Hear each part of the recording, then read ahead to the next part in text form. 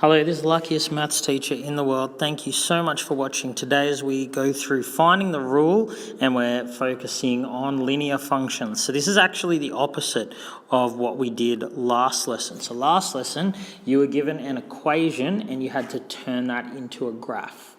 Here, you're going to have the graph and you're going to be asked to find the equation. So let's go through an example of how we might do that. So the kind of question you need to be able to do is when you're given a graph like this, you need to be able to find what the equation is. In other words, what equation can I give you that will result in a graph like this? Now we're just looking at linear functions. It turns out whenever you're asked to find the graph of a line, find a rule, it'll be an equation of the form y equals something times x plus something. So all we have to do is find out which number goes in this box and which number goes in this box. So y equals something times x plus something. Now what goes in the first box is called the gradient. In other words, it's how much the y value increases each time the x value goes up by 1. So how much the y value increases each time the x value increases by 1. That number goes in the first box. The second box is actually the y-intercept. So it's where the graph hits the y-axis. In other words, it's the y value when x equals 0. Okay, so we've just got to find those two numbers and we will have our equation. So we're going to do it the opposite way to what we did last time. We're going to start with our points and then put them into a table of values. So in this table of values, I'm just going to put points from the graph that you have.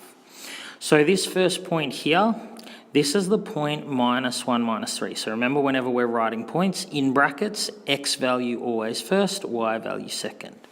So we have x is -1. When x is -1, y is -3. This point here is the point x is 0, y is -1. Then we have the point x is 1, y is 1.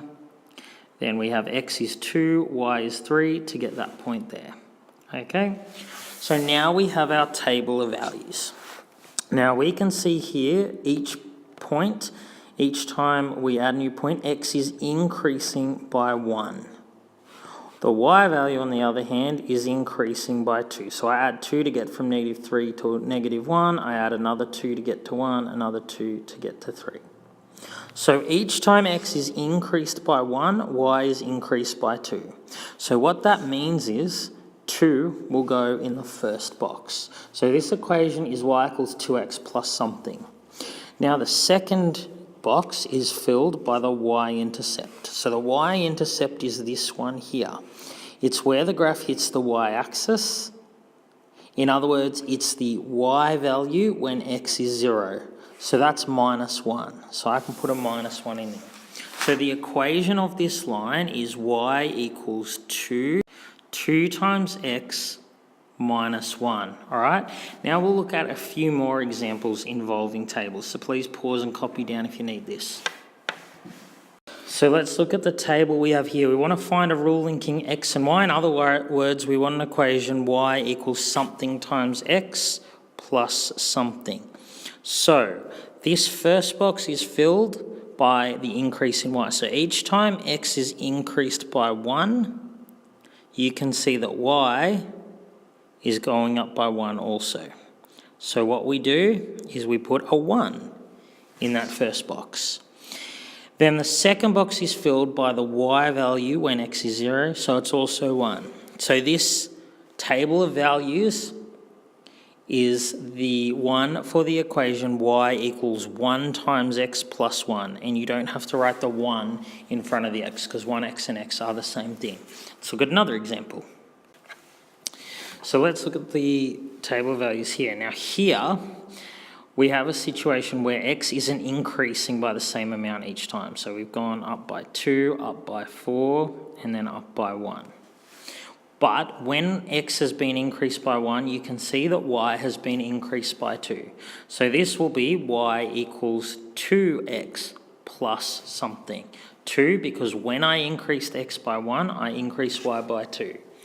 And again, the number that goes in the other box is the y value when x is 0, so it's minus 1, okay? And remember, a plus and a minus make a minus. So this is the line y equals 2x minus 1. Let's have another look at an example. So let's look at this table of values here. Now this is a little more complicated because we don't have x ever increasing by 1. Each time x is going up by 2, right?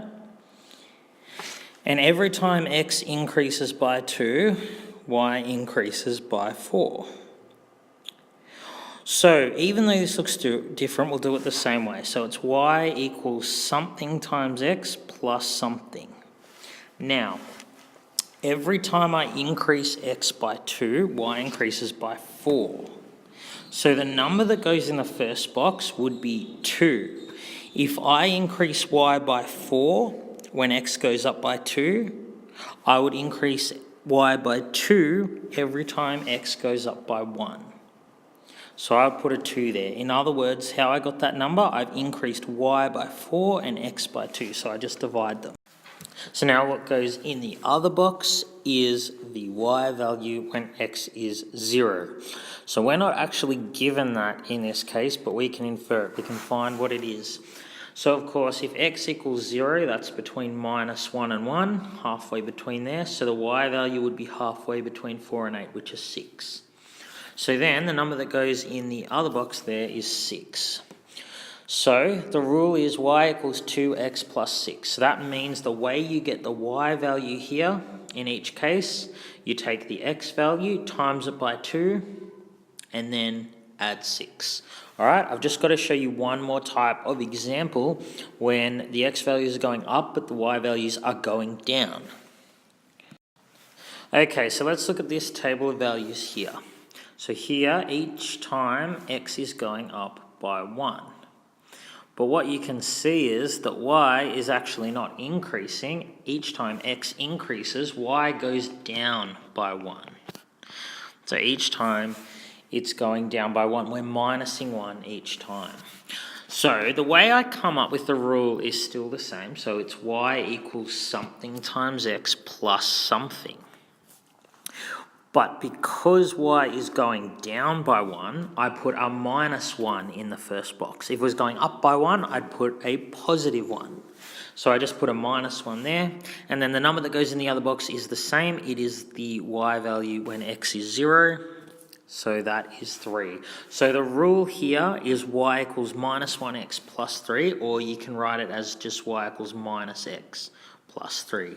So what that's saying is the way I get the y value is I take the x value, I change its sign, that's what minus x means, and then I add 3.